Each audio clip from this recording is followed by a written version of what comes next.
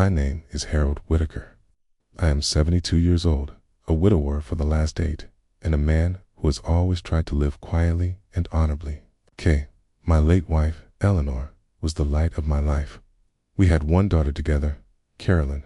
She was our pride and joy, our miracle, and we did everything we could to raise her with love, faith, and a strong moral compass.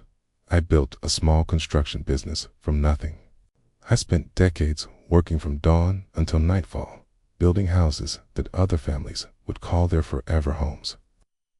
I never cared for luxuries, Eleanor, and I lived modestly, preferring to save and invest for the future rather than flaunt what we had. When I finally sold my business a few years ago, the sum was more than enough to keep me comfortable for the rest of my life, but Caroline never really knew the details. She saw the old truck I drove, the well-worn jacket I wore, the little white house I refused to leave. She mistook my simplicity for a lack of means. That misunderstanding never bothered me till the day she came to me with news that should have been pure joy. I still remember her stepping into my living room, her cheeks flushed and eyes sparkling. "Dad, I'm getting married," she said. My heart swelled, and I pulled her into an embrace. In that moment, I was just a proud father, picturing my little girl in a white dress, smiling at the man she loved. We sat down, and she told me about Mark, her fiancé, and the plans they were making. I listened, quietly, nodding, already thinking about how I could help. That's when she shifted in her seat, her tone soft but strangely formal. "Dad, don't want you to feel pressured to contribute financially to the wedding," she said. "I know things might be tight for you right now." The words hit me like a stone to the chest. I had more than enough to cover our entire wedding and more, but I've never been the type to interrupt, so I just smiled and said, "Well, if you change your mind, I'd be happy to help." She hesitated, then shook her head. "Mark and I talked. Think it's best if you just attend and enjoy yourself. We've got this covered." I nodded, but there was a weight in my chest I couldn't quite shake. I wasn't upset about not paying for the wedding. I was hurt that my daughter saw me as someone who had nothing to offer. A week later, that hurt deepened. I stopped by Caroline's house to drop off a photo album of her mother that I thought she might want for the wedding. As I approached the front door, I heard voices inside hers and Mark's.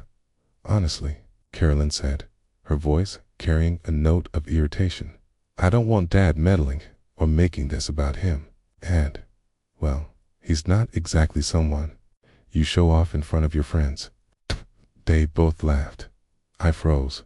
The words cut sharper than I expected. I turned quietly and walked back to my car, the photo album still in my hands. I couldn't bring myself to leave it at the door. That night, I sat in my old armchair with the album on my lap, flipping through pages of Caroline's childhood. Photos of her on my shoulders at the fair, asleep in Eleanor's arms, laughing in our backyard. I thought about the nights I stayed up with her when she had fevers. The mornings I worked through my own aches so she could go to school with everything she needed, she thought. I was just some old man she had to politely manage on her big day. She thought I had nothing to give. That night, the ache in my chest turned into something else.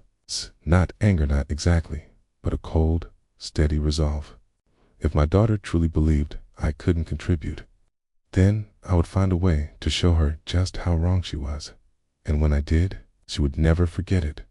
In the days that followed, I went about my life as if nothing had happened while I attended Sunday service, tended to my small garden, and had coffee at the diner, like I always did. But underneath, I was planning. I didn't want to embarrass Caroline in front of her friends or make a public spectacle of myself. Revenge, if you could even call it that, wasn't the goal. What I wanted was for her to understand who I really was, the father who had always been there, quietly giving, quietly protecting. The opportunity came when I received the wedding invitation in the mail. There was a small card inside about the gift registry, crystal vases, china scents, and stainless steel appliances, all fine things. but none of them said what I wanted to say. Then I remembered something Eleanor once told me. When you give a gift, make it something they can't forget. So I called a jeweler I had worked with decades ago when I built his shop. His business had grown into one of the most respected in the state, and when I explained what I wanted, he knew exactly what to find. 2 weeks later, I drove into the city. The box they handed me was small, but heavy in the way that makes you instinctively hold it carefully. Inside lay a flawless diamond engagement ring, minus 7 carats, set in a custom platinum band. Price tag, $2.50 million. It wasn't for vanity. It wasn't to flaunt my wealth. It was to send a message. Don't ever mistake humility for weakness or simplicity for lack. On the wedding day, I wore my best suit, the same one I had worn when I buried Eleanor. I walked into the church quietly, took my seat near the front, and watched my daughter walk down the aisle. She was beautiful, radiant, and she never once looked my way. The reception was held at an ornate banquet hall. When it came time for speeches and gifts, the air was full of laughter and clinking glasses. When the best man finished his toast, I stepped forward with the small black box in my hands. "Caroline," I said softly, "I know you and Mark wanted to handle everything yourselves. I respect that, but I wanted to give you something. From your mother and me." I placed the box in her hands. She looked puzzled, then opened it.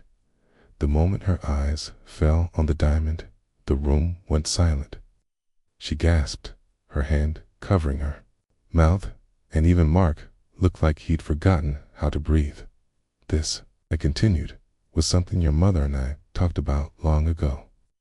We wanted you to have something that would last a lifetime, a reminder of the love we poured into raising you." Her eyes welled up. "Dad." She couldn't finish. I leaned closer and said, just for her to hear, "Never think for a moment that I can't give you something. Money was never the point. Love was." I walked back to my seat without waiting for applause. The gift wasn't about impressing the crowd. It was about restoring something that had been quietly eroded between us. For the rest of the evening, Caroline stayed close. He introduced me to her friends, holding my arm, telling them how I'd built my business from the ground up. And for the first time in years, I felt like she truly saw me, not just as an old man in a worn jacket, but as her father. The next morning, I found a note slipped under my hotel room door. In her handwriting, it read, "I'm sorry for underestimating you. I'm proud to be your daughter. I didn't need the ring back. I didn't need the money. All I needed was exactly what I'd gotten my daughter's respect, the quiet knowledge that in the end, she understood."